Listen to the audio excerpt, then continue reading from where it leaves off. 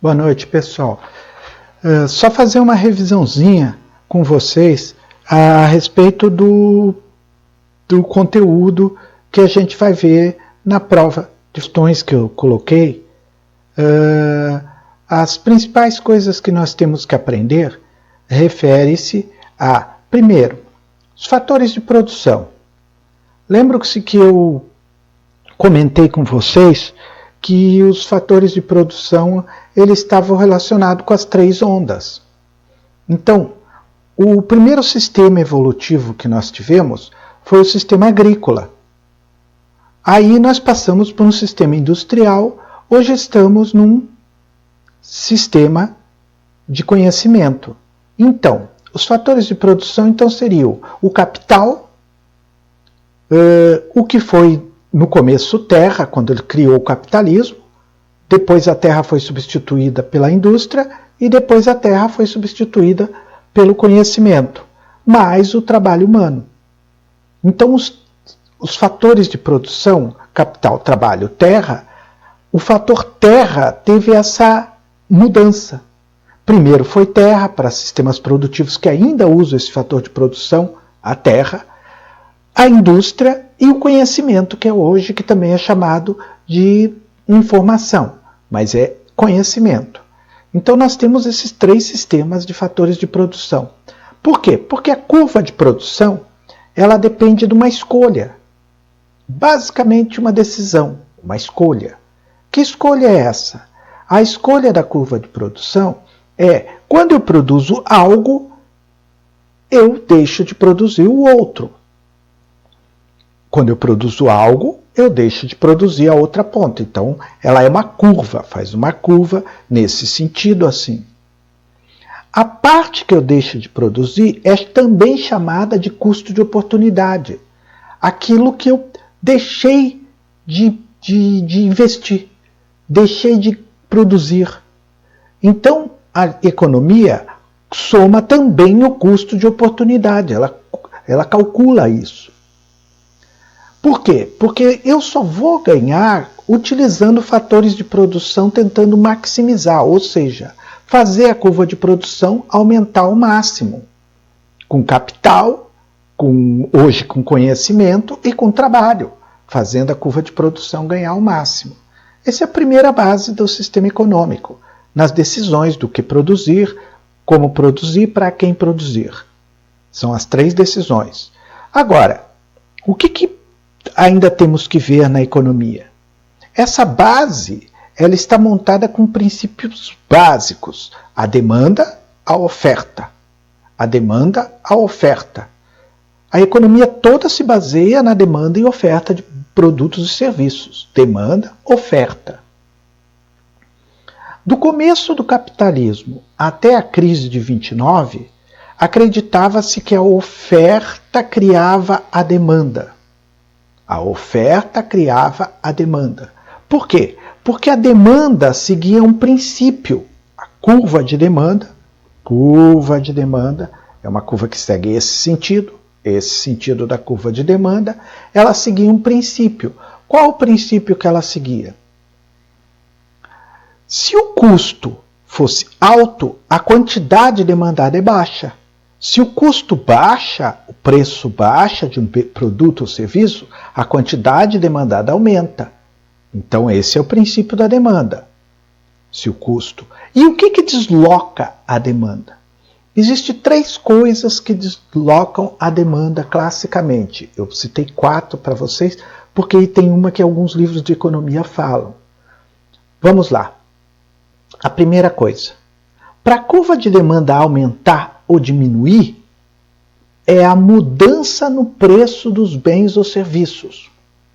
Vocês podem ver que agora, no coronavírus, a curva de demanda despencou da maioria dos produtos. Isso vai despencar o PIB, porque a curva de demanda despencou. Mudança no preço dos bens ou serviços.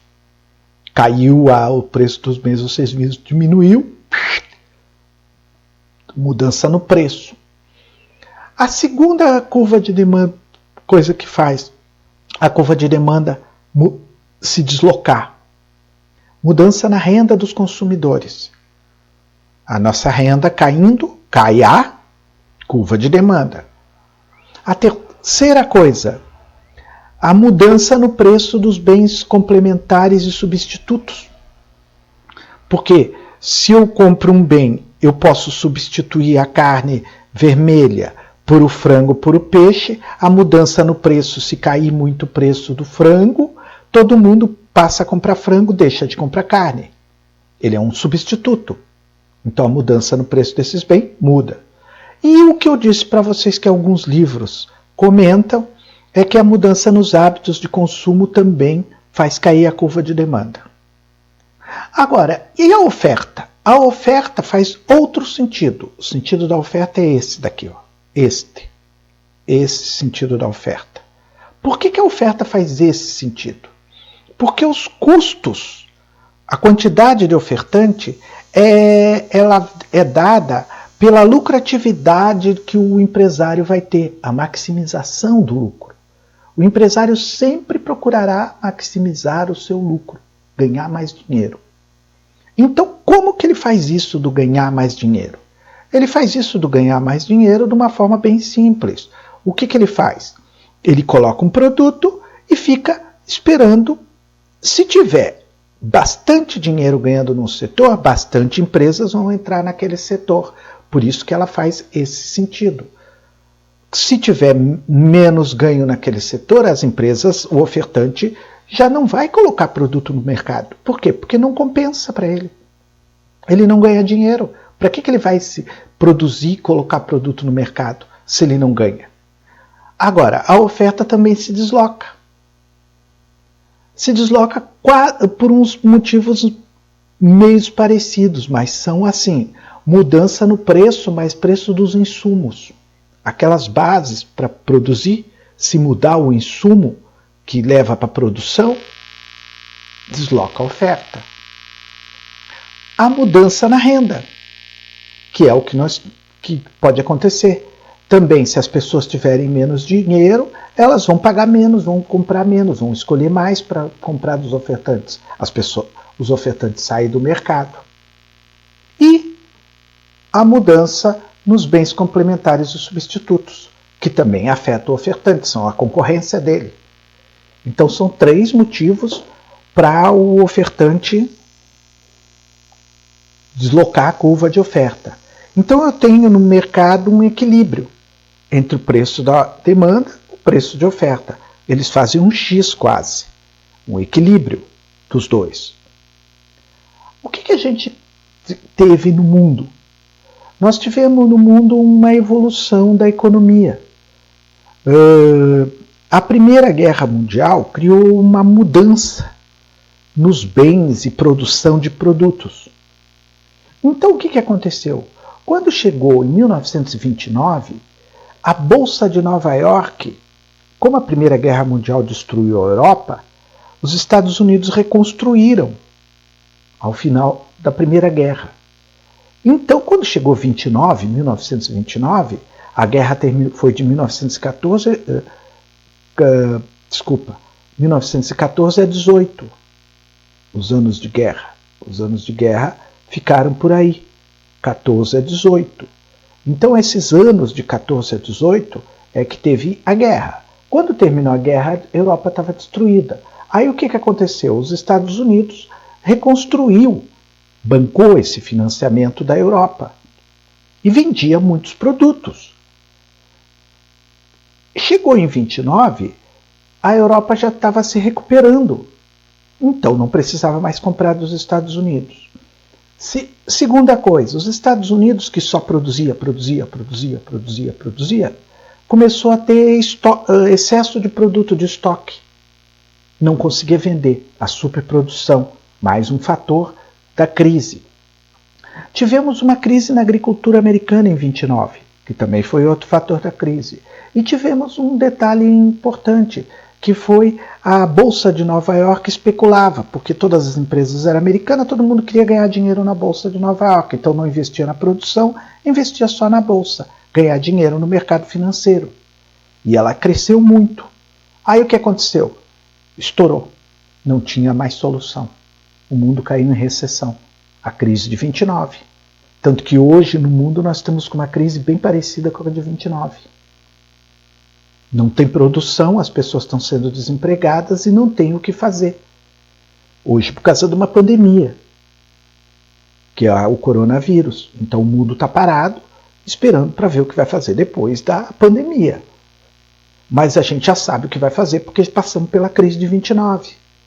Então como que a gente saiu da crise de 29?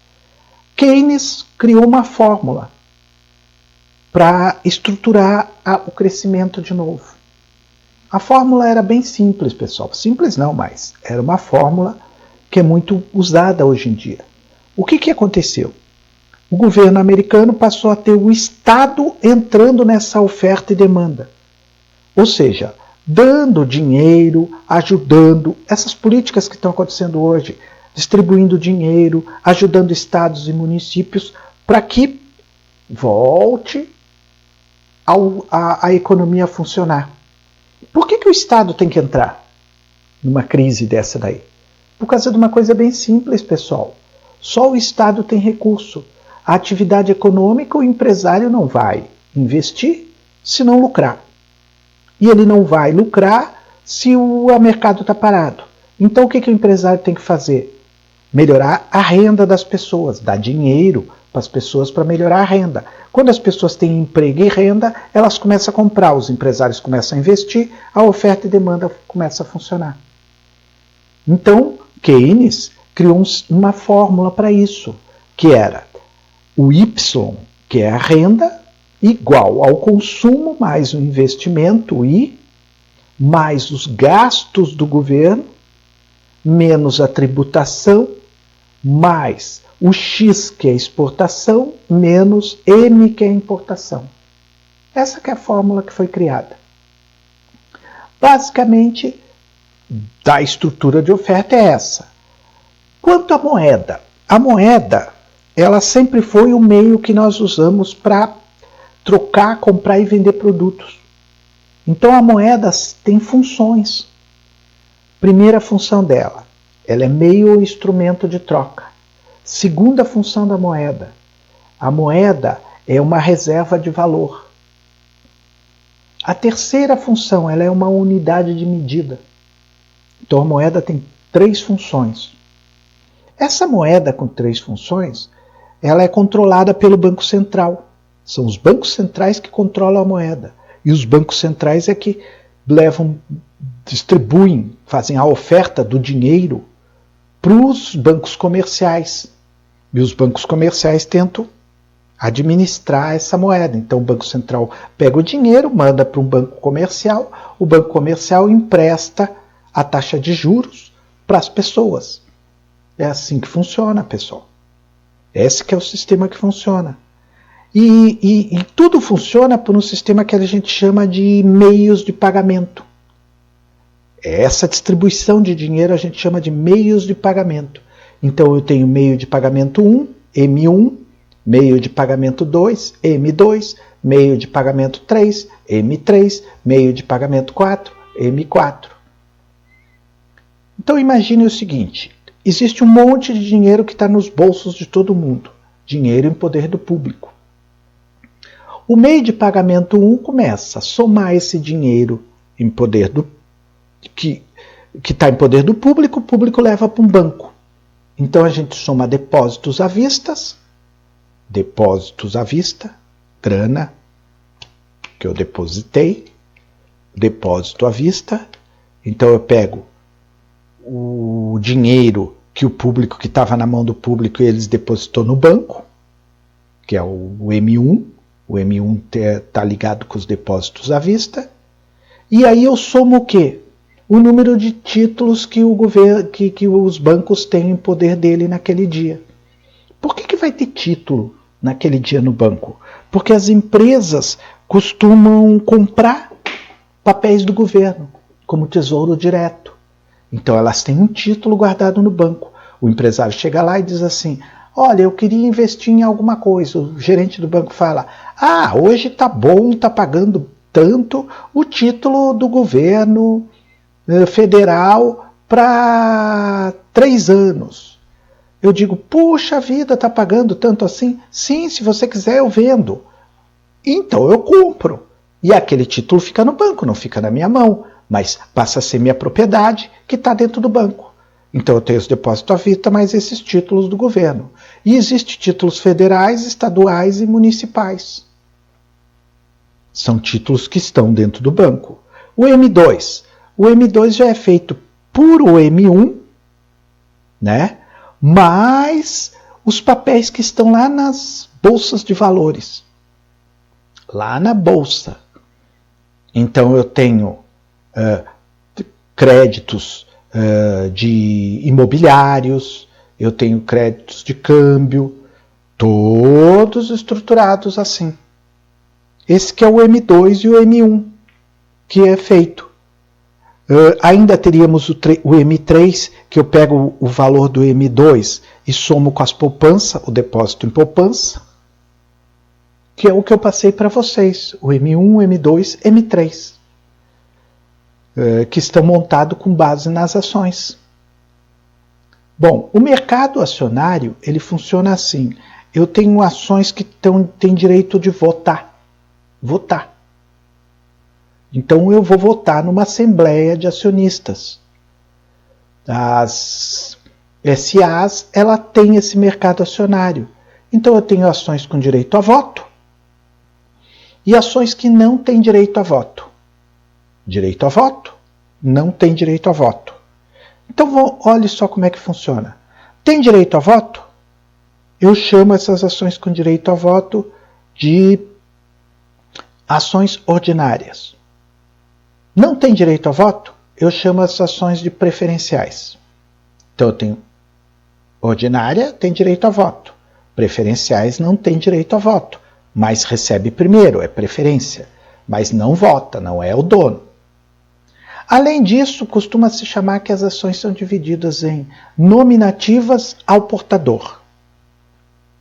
Então tem ações que têm um nome escrito na ação, são chamadas nominativa, e tem ação que não tem o nome escrito, quem tem ela na mão é o dono, é ao portador.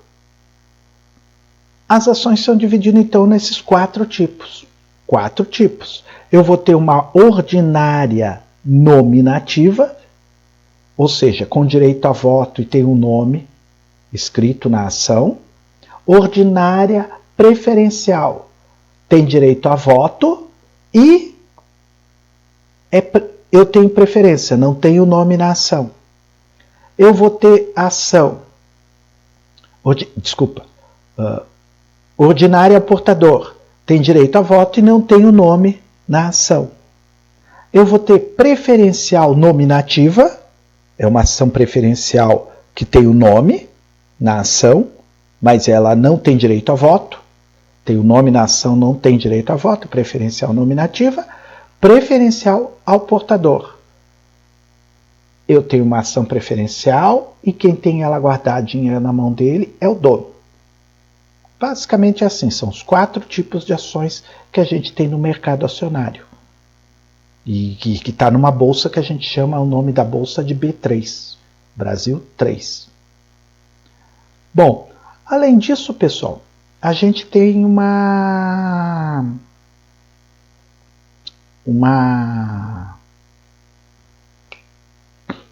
vocês têm ainda, que eu passei para vocês, o sistema de ponto de equilíbrio que eu tenho quando eu consigo ter uma empresa. Eu tenho... Não, desculpa, não foi só o ponto de equilíbrio, não. Primeiro nós vimos o tipo de mercado. O mercado ele flutua dentro de tipos de empresas. Então eu tenho um sistema de mercado chamado concorrência perfeita. Concorrência perfeita. Nenhum dos concorrentes é suficientemente grande para abarcar o mercado. Então lembre-se, nenhum deles é grande para abarcar o mercado. A gente chama de concorrência perfeita. Eu tenho um mercado que é chamado monopólio. Por que tem um monopólio? Monopólio um só ofertante, um só, para todo o grupo de demandante. Diversos demandantes. Então, diversas pessoas compram só de uma pessoa. É como acontece com o petróleo aqui no Brasil. Tudo pertence à Petrobras. Por que uma empresa consegue ser monopólio? Tem alguns motivos. O primeiro motivo é controle da matéria-prima. A Petrobras tem os campos de exploração de petróleo. Ela controla a matéria-prima. Ninguém mais controla a matéria-prima. Ela é monopólio. Então é isso que é o detalhe. Aqui no Brasil, por lei, só ela pode explorar petróleo, furar poço e tirar matéria-prima. Então, controle da matéria-prima é um dos motivos. O segundo motivo é você ter os monopólios, eles têm alguma concessão para se manter. Então criam barreiras para o mercado. Por isso que você é um monopólio, porque você tem barreiras. O terceiro motivo é a empresa ter uma inovação que ninguém outra pessoa tenha. Com isso ela se mantém no monopólio. E os monopólios, às vezes, tem empresa que se mantém porque tem custos de produção. Produzem muito, uma forma muito grande, então elas conseguem reduzir o custo a um preço tão grande que nenhum concorrente consiga chegar ali. E aí ela mantém o monopólio de venda de produtos. Bom, fora isso, nós temos uma coisa chamada oligopólio. Oligopólios são poucos, bem poucas empresas, 3, 4 empresas que mantêm todos os demandantes. Poucos ofertantes, muitos demandantes. E o oligopólio, eles têm uma forma de atuar. Porque os oligopólios, geralmente, como tem poucos ofertantes, eles combinam preços. A gente chama trust, essa combinação. Que é proibida, por lei, essa combinação de preços. Os oligopólios é proibido fazer um trust. Combinar os preços das coisas. Dentro dos oligopólios, existe umas ideias de empresas que alteraram isso. Existem os monopsônios. O nome monopsônio, ele vem porque assim como tem um monopólio, que é um ofertante para diversos demandantes, eu posso ter o contrário. O monopsônio é o contrário, bem ao contrário. Ele é um comprador para diversos vendedores. Esse comprador compra com tantas quantidades que ele sozinho consegue comprar toda a mercadoria dos compradores. É o que a BRF faz com os integrados. É um monopsônio. Ela, sozinha, compra toda a produção de todos os integrados. Isso é monopsônio. Oligopsônio é quando 2 ou 3 empresas compradoras que compram, são demandantes e compram de diversos ofertantes. É o caso da indústria do fumo, que eu tenho 2 ou 3 empresas que são compradoras, oligopsônios. Então eu tenho uma marca, 2 marcas de cigarro, elas têm fábricas, 3 marcas, tem fábricas, não é uma só, tem fábricas e ela compra toda a produção dos produtores de fumo. E ainda tem o monopólio bilateral, que é chamado. É quando tenho um comprador, um vendedor. Você vai dizer, por que tem só um comprador e um vendedor? Por causa do seguinte, às vezes eu tenho que produzir um motor, um navio, que é para uma pessoa, e só uma empresa produz. É um monopólio bilateral. Agora, eu tenho a concorrência monopolística, que é uma situação totalmente, ela mistura o monopólio com a concorrência. Por que existe concorrência monopolística? Por causa da heterogeneidade dos produtos. Eu tenho um produto de um tipo, outro produto de outro tipo, outro produto de outro tipo. Cada marca tem um detalhe nelas que é diferente.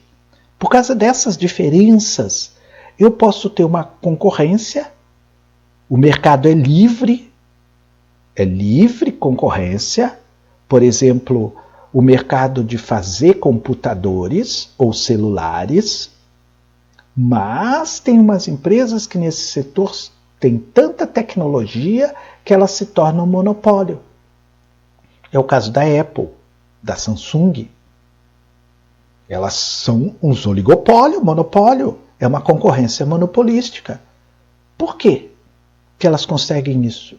Porque elas detêm quase 99% de todo o mercado de celulares do mundo. Isso é a concorrência monopolística.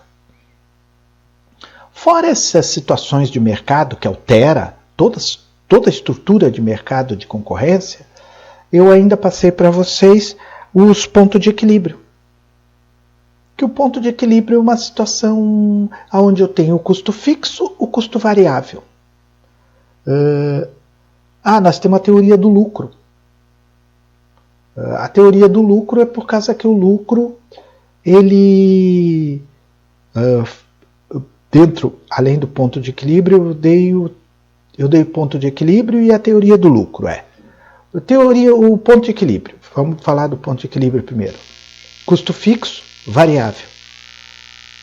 Seguindo uma reta por esse custo fixo e variável, eu vou ter um ponto específico, que é chamado breaking-even point, ponto de equilíbrio. O breaking-even point, ele é dado num ponto específico. Esse ponto específico do breaking-even point é o ponto onde o custo fixo e o custo variável se encontram. Então eu tenho, por uma fórmula, ponto de equilíbrio é o custo fixo total dividido por preço de venda unitário menos o custo variável unitário. Fácil, é só aplicar a fórmula que vocês conseguem o ponto de equilíbrio. Ainda nós teríamos a teoria do lucro, que diz o seguinte: o lucro é a diferença da receita e a despesa. Lucro é a diferença de receita menos despesa. Se essa diferença, que é essa do ponto de equilíbrio, receita menos despesas, for positiva, é lucro. Fácil de entender. E eu tenho, então, lucro associado ao risco. Por quê? Porque entre o hoje e o amanhã, existe ninguém sabe o que será amanhã. Vocês veem que agora com o coronavírus, ninguém sabe o que será no futuro. Entre o hoje e esse futuro, existe uma diferença. As minhas decisões de hoje é que vão fazer o futuro acontecer. Ou seja, o futuro é feito hoje, nas minhas decisões hoje. E esse espaço entre o hoje e esse futuro que será da decisão? Isso é o risco que eu corro. Isso é a teoria do lucro associado ao risco. Outros dizem que o lucro é o equilíbrio. Nesse ponto de equilíbrio, um equilíbrio dinâmico. Eu vou tendo equilíbrio no mercado para me equilibrar. Sempre vou ter que achar pontos de equilíbrio, porque o mercado vai ter sempre uma mudança dos custos. Custo fixo, custo variável vai sempre mudar. Então eu sempre tenho que achar pontos de equilíbrio. Então o lucro está associado com esse equilíbrio. Encontrar os equilíbrios para vender sempre no preço certo. Equilíbrio dinâmico. Outros dizem que o lucro está associado ao monopólio. Por quê? Porque o lucro, quem é monopolista dita o preço de venda do produto. É lógico que ele vai lucrar. Então o monopólio lucra. O lucro está associado ao monopólio. E por fim tem gente que diz que o lucro está associado à inovação. Talvez seja a teoria mais certa hoje em dia. Quem que ganha? Quem inova. Então todo mundo procura inovar.